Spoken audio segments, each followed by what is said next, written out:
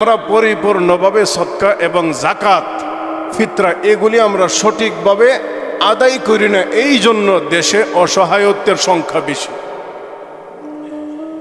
সবাই মিলে যদি সদকা ফিতির যাকাতগুলি যারারে দেওয়ার কথা এদেরকে দেয়, দেখবেন সর্বোচ্চ 5 বছরে বাংলাদেশে গরিব থাকবে না, সবাই স্বাবলম্বী হয়ে যাবে, নিজে চলার মতো শক্তি সবার হয়ে যাবে। একটা লোক দোকান দিতে পারে, কষ্ট হয়, সে খারাপ অবস্থানে আছে, তারে আপনার এমনও বড় লোক আছে বৎসরে আপনার 20 লাখ 50 লক্ষ টাকা পর্যন্ত যাকাত দেয়। তাহলে 50 লক্ষ টাকা যদি 50 জন রে দেয় 1 লক্ষ টাকা করে, 1 লক্ষ টাকা দিয়া একটা লোক মোটামুটি ভাবে একটা ব্যবসা নিয়ে বসতে পারবে না? কি কোন মিথ্যা বলছি?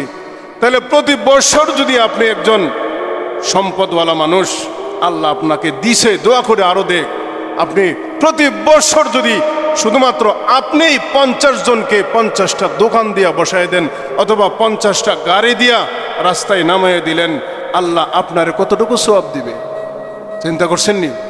এইভাবে বাংলাদেশে লক্ষ লক্ষ মানুষ আছে দিতে পারবে, কিন্তু মন মানসিকতা ছোট। এজন্য ভাই আসুন আমাদেরকে আল্লাহ তাআলা এই সংক্ষিপ্ত কথাগুলির উপরে আমল করার তৌফিক দান করুক।